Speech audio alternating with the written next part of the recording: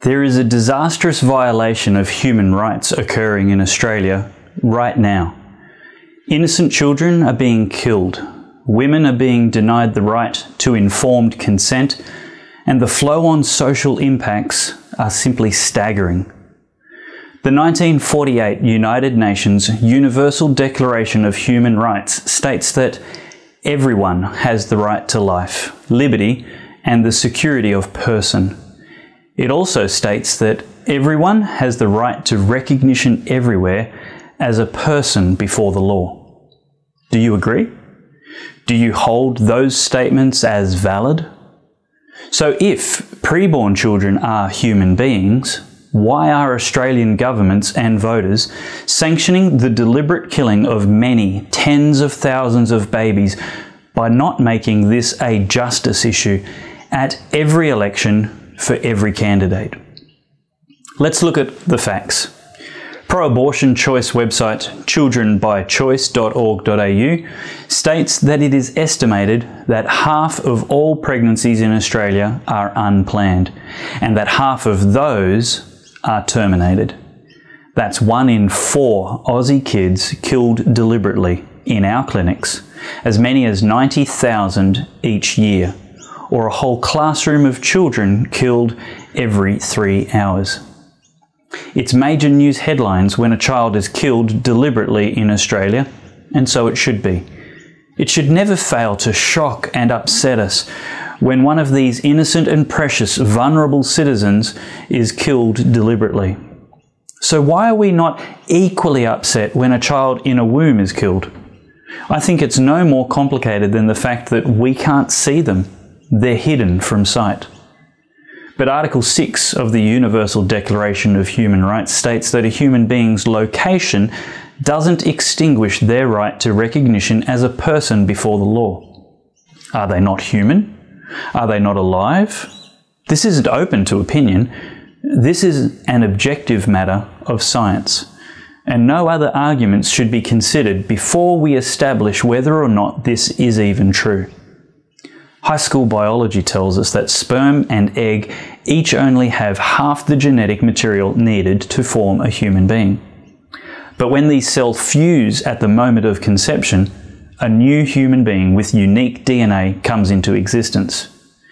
Dr. Jaime Gordon, chairman of the Department of Genetics at the world-renowned Mayo Clinic, said, "By all the criteria of modern molecular biology, life is present from the moment of conception." And Dr. Jérôme Lejeune, known as the father of modern genetics, also testified that human life begins at conception. Dr. Lejeune explained that at no time is the human being a blob of protoplasm.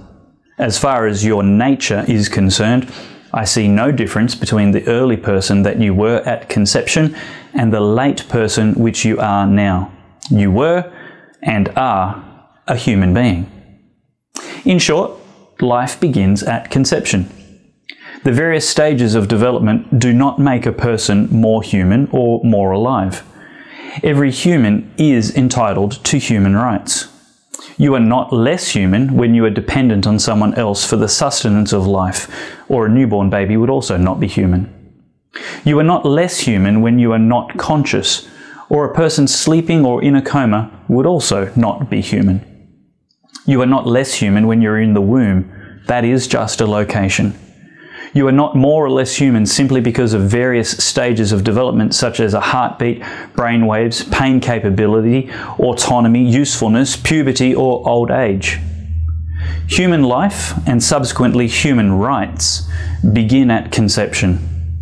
The world has an ugly history of compartmentalizing people to exclude certain groups of humans. Black people, Jews, and women have at various times been denied human rights because of their skin color, race or religion, or gender.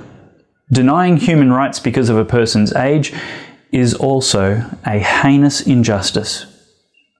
All humans have a natural right to life. Since preborn people are in every sense fully living human beings, it is always wrong to deliberately kill them.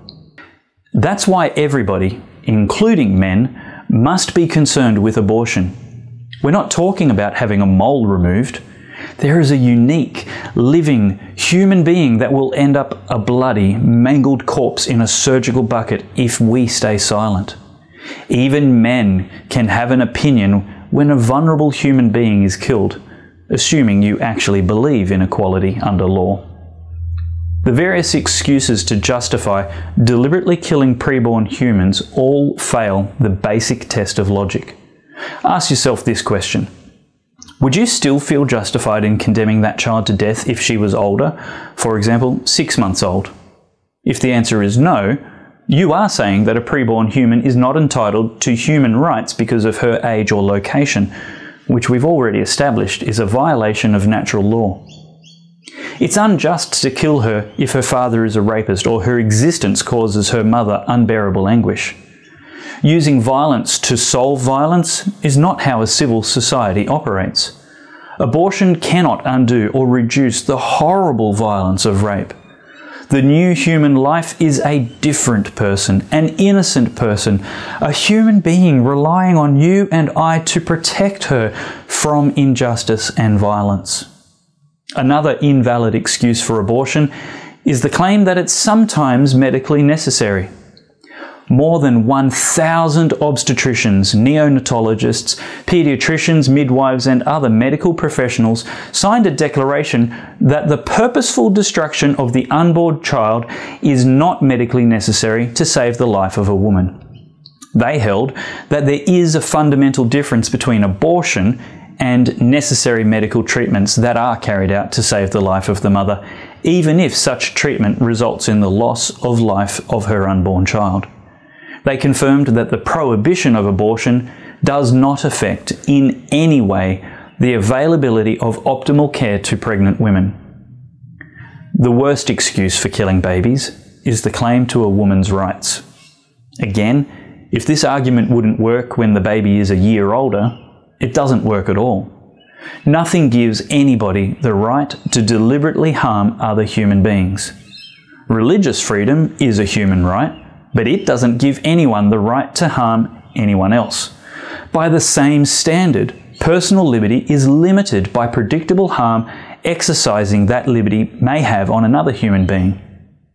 Add to that the hypocrisy of claiming to defend women's rights while half the children killed by abortion are female, if not more thanks to gender-selective abortions, and the claim of acting in the interests of justice for females is exposed as a gross deception.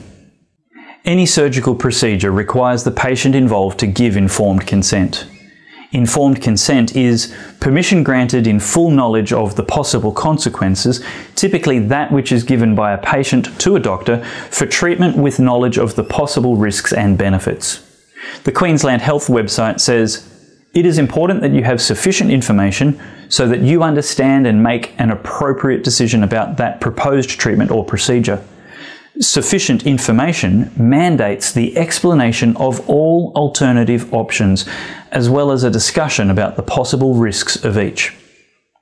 Abortion, however, often impacts negatively on women's health, with a meta-analysis of the available research revealing that women who have abortions have an 81% increased risk of mental health problems. These problems include depression, anxiety, suicidal ideation, substance abuse, and eating and sleeping disorders. Post-abortion trauma is considered by many a type of PTSD, but some still denying and dismissing the very real health epidemic it presents among women further compound the negative impacts by refusing to acknowledge and treat them. Any counselling offered prior to abortion is rarely independent of abortion clinics, and obviously there is no profit from a woman empowered to choose life for her child. Counselling afterwards for women who find themselves struggling to come to terms with their abortion decision is almost unheard of. One viewer explained to me recently that after her abortion, she was asked to sign the Medicare rebate form which listed counselling as one of the services she received, except she never actually received any counselling. We have a crisis in Australia, and in fact most of the Western world. We have a fetish for death in a culture of comfort. In developing nations where life is a privilege, a struggle, and dying of starvation doesn't take a lot of discipline, there is no obsession with suicide, euthanasia, or deliberately killing their babies in deluded claims of compassion and competing rights. What we need is an army of people who actually care about justice for others. An army of voters who will vote and volunteer for candidates who promise to fight the death culture, and media sources that will care as much about the genocide of 1 in 4 Aussie preborn kids as they do about the equally tragic deliberate deaths of born human beings. What you can do is write to all the candidates in your electorate when it's election time and ask them if they'll represent you, earn your undecided vote, and fight against abortion. Every human life is precious and worth fighting for at every stage. It's time we actually believed the Declaration of Human Rights and acted like everyone has the right to life, and not just when it is convenient. There's more information and sources about this important public topic at davepellowe.com. Finally, but perhaps most importantly, I want to highlight 2 very important things. Firstly, if you are pregnant and considering your options, there are counselling centres not connected to the business of abortion and not motivated by profit. Here you will find the opportunity to sit with professionally trained, non-judgmental counsellors who will allow you time to sift through your feelings and unpack your specific situation. Here you can gather together the information you need in order to make an informed choice and find out what supportive services might be available. Secondly, if you've experienced pregnancy loss because of an abortion decision or many, there is help available. If you recognise some of the following symptoms: depression, alcohol and drug abuse, eating disorders, self-harming, risk-taking behaviours, workaholism, relationship breakdown, difficulty bonding with children, repeat abortions or a desire for a replacement child, anxiety attacks, hallucinations, chronic anger, inability to concentrate, hopelessness, isolation, inability to be around women who are pregnant or have small children, and career challenges, and you're wondering if these might be linked to an abortion you've had, you're not alone. Counsellors tell us that more and more men as well as women are beginning to access these helplines as they identify that abortion was not the simple, safe, quick fix they thought it would be. Help is available and healing is possible. Why not call one of the numbers provided at the end of this video and in the video notes below for free, confidential, professional assistance.